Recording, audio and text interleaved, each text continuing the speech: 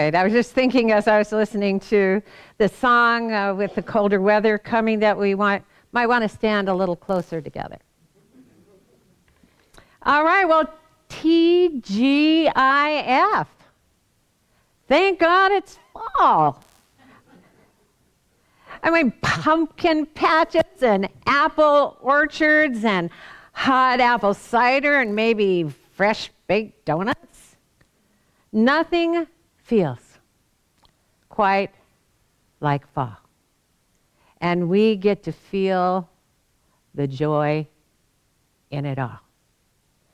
Joy is natural to us as spiritual beings. When we're feeling the joy in life, we're in our natural environment. In fact, it's easy to get hooked on the feeling of joy and want to feel it all the time, in every season. Now, some say the cause of the Big Bang was the heart of God bursting with joy. We're the joy of God made manifest. We are the beloved of love itself. We are everything to the one that gives everything. Now, as we know, yesterday was the autumn equinox. And that the sun yesterday was shining directly on the equator, equally shining on both the northern and southern hemispheres of our planet. It was a beautiful reminder of the balance and the harmony that we live in. And even though today the sun is migrating south, we can't complain because it spent the last 6 months with us, shining directly on us. That the sun isn't going to physically shine directly on the northern hemisphere of our earth for a while is all the more reason for us to decide to let our inner light shine to make up the difference. Happiness in our heart, it's like a bright light shining from the center of our soul. And our soul is always full of light, day and night, and in every season. When we're turned on with feelings of joy and happiness, we're feeling the vibration of our own creation. And when we're not, we're not. I mean, when we're feeling good, we feel good. And when we're not feeling the good, we don't feel good. Joy is a holy elixir that we can only partake of from the inside of us. And it brings health to our body and clarity to our mind. Now, we may have plenty of reasons to not feel good, to feel something other than joy and happiness. I mean, this world gives us plenty of reasons to choose from. Our freedom to live an individual expression of life and choose how we feel as we live it is so complete that we're free to feel happy despite circumstances or to feel miserable because of them. But nothing is more exhausting than carrying around a mind full of reasons not to be happy. Muji wrote, "Your heart is the light of this world. Don't cover it with your mind. The lightness of being that joy ignites in us, shines naturally within us and through us and from us. When we're feeling our true spiritual nature. That doesn't need a reason to be happy or peaceful or to feel unburdened.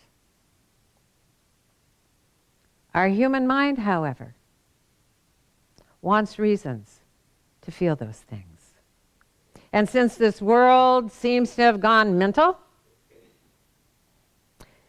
we have plenty of support for not living from the joy in our hearts.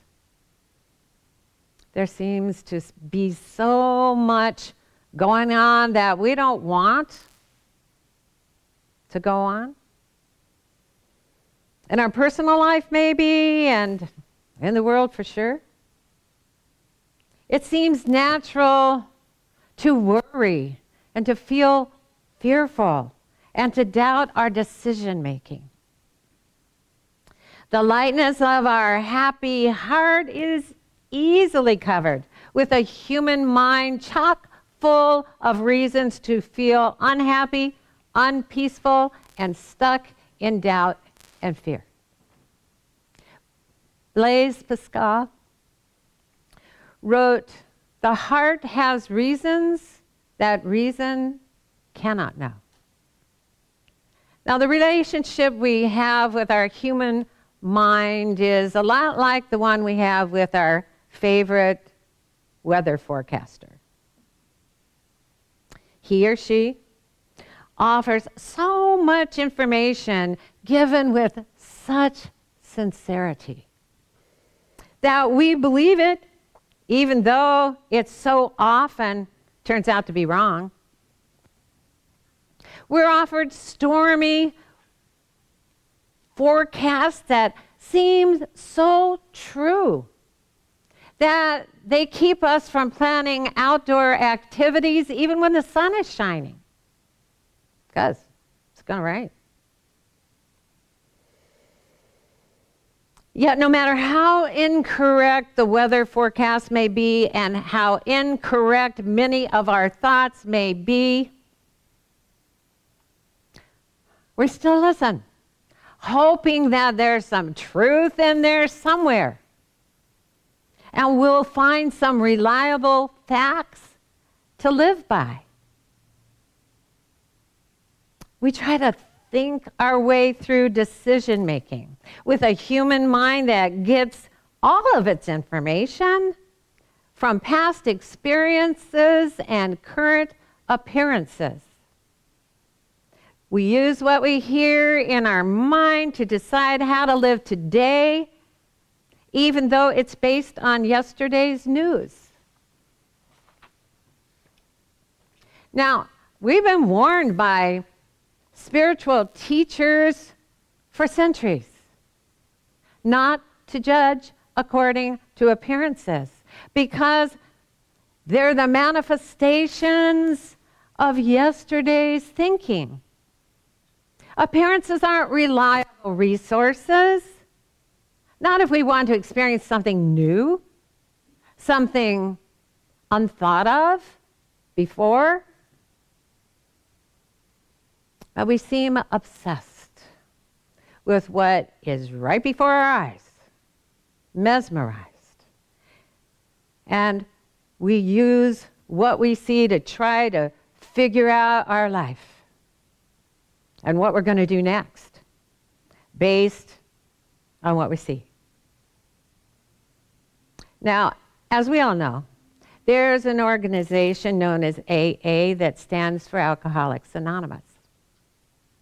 And there's an organization known as OA that stands for Overeaters Anonymous. But have you heard of TA or OTA? No? That's because there isn't an organization for those that are addicted to thinking and overthinking. If there was such an organization, everyone in the world would belong to it. In my more than 35 years in the ministry, I've probably heard these words hundreds of times. I just can't quiet my mind. I can't get my thinking under control. How can you expect me to meditate when I can't even sleep at night because my thinking won't let me? Most of us have had such thoughts and experiences and felt like a victim of our own mind, at odds with ourselves. But if it's true that we can be at odds with ourselves, then who's the odd man out? Who is it that we're disagreeing with when we want so much to agree with and feel peaceful?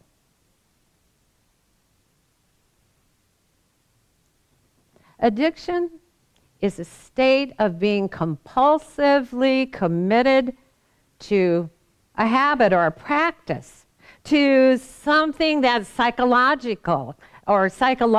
or physically habit forming. Very few of us are addicted to the feeling of feeling good. But we could be, because it's in our spiritual DNA, and we come by it naturally. If we let our head lead the way, we won't find our way, because our head doesn't know the way. No matter how intensely it tries to convince us that it does. That if we think things through, that we'll find the answer, no matter how much thinking and thinking and thinking and thinking we need to do.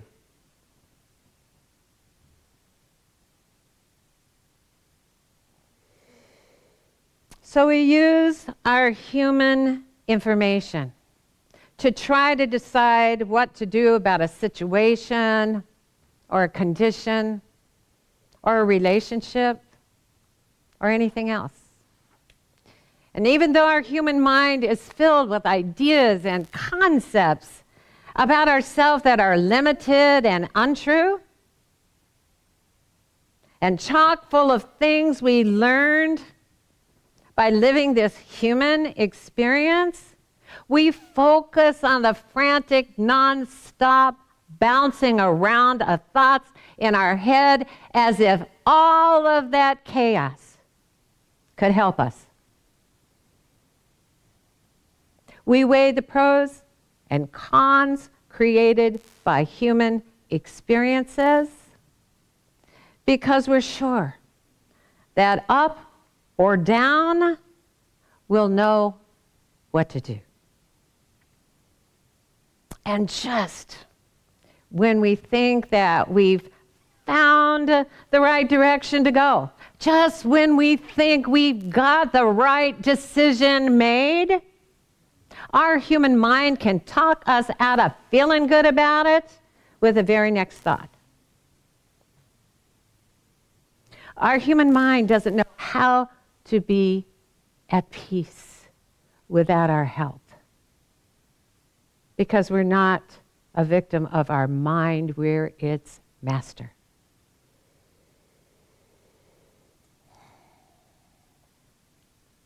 If we just stop thinking that we need to justify to ourselves or to someone else why we're doing what we're doing, if we just stop mulling things over after a decision has come to us that felt good and peaceful and right, we wouldn't struggle so much in this life. But it seems the harder we try not to think, the thoughtier we get. Because we've learned to be subservient to our mind and forgotten that we're its master. So how do we master our mind? For starters, Rupert Spira suggests see thoughts like a train that enters a station and then leaves. Be like the station, not like a passenger. Ever sit down to meditate and then discover that instead of meditating, you were actually going over your to-do list in your head? Or maybe you took a situation into meditation for clarification. But rather than letting go of all your confusing thoughts about it, you sat there ruminating and pondering the problem and trying to solve it in your head anyway. And then you come out of meditation, you say, this came to me in meditation. We are one with the infinite source of wisdom. It's speaking to us constantly.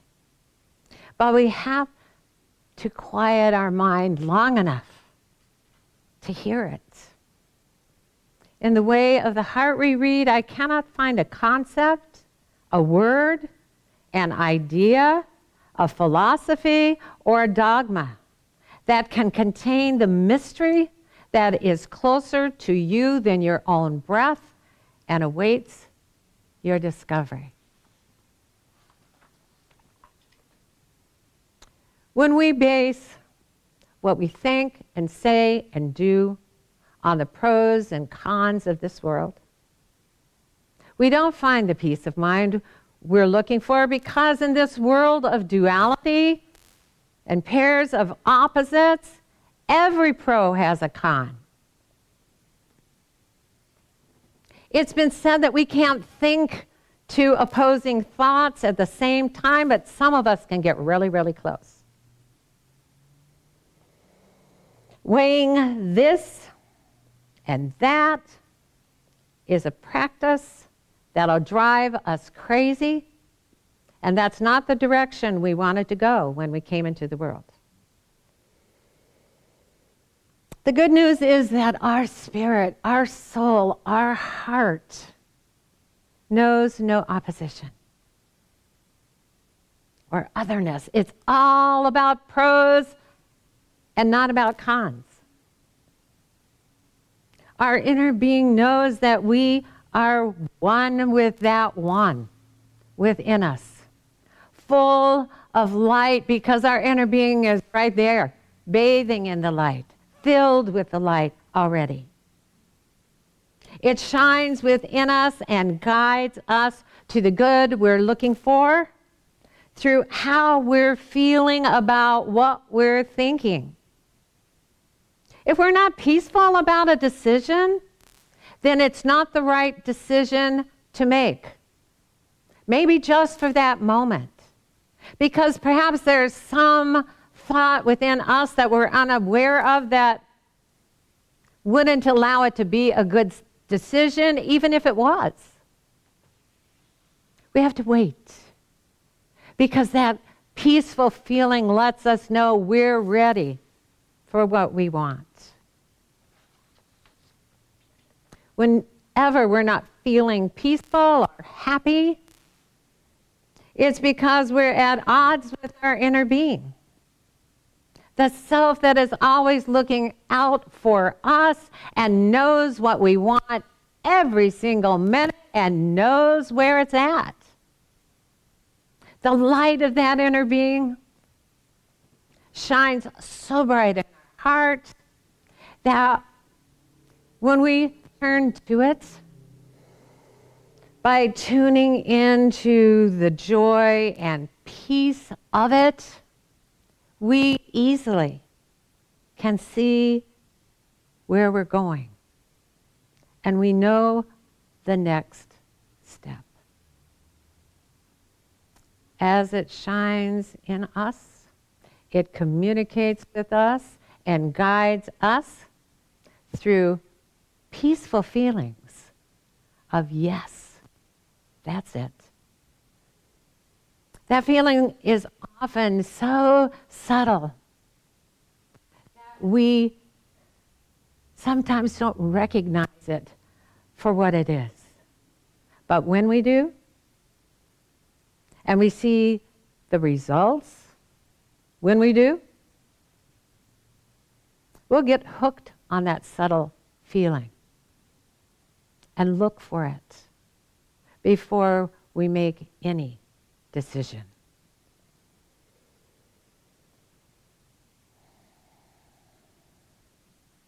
When we follow the holy directions within us and do the thing that first felt peaceful when it came to mind, there's nothing else for us to do. Nothing more to think about, and certainly nothing to doubt. God, Spirit, the life of the divine that lives in us as us, is beyond pros and cons. It's all about the pure, positive energy of yes. And we can let go and accept that yes every time.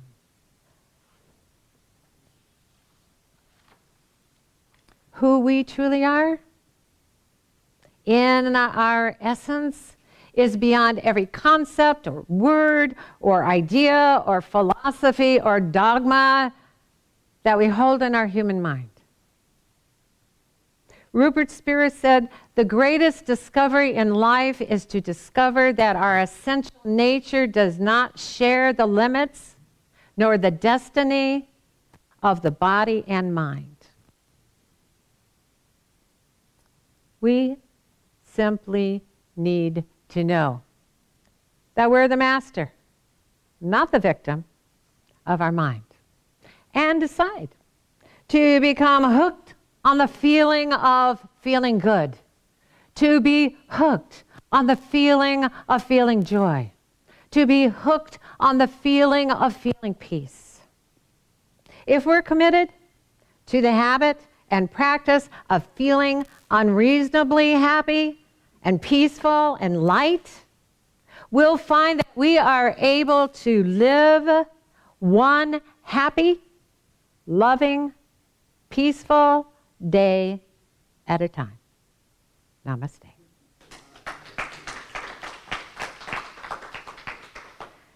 All right.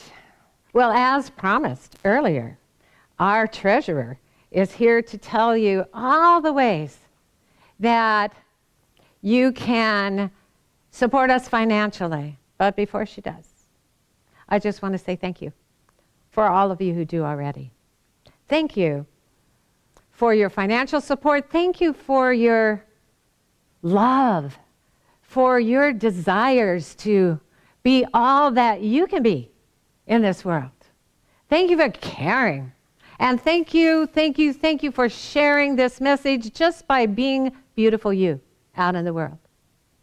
Because as each of you do, someone's got to ask, why are you so darn happy? And then you can tell them. I share my happiness with a group at LEC. And I feel so good doing it. So thank you. Thank you for who you are and all you give in all the ways you give. So now, here's Dr. Jamie to tell anyone who doesn't know how to give, how to give. Yeah.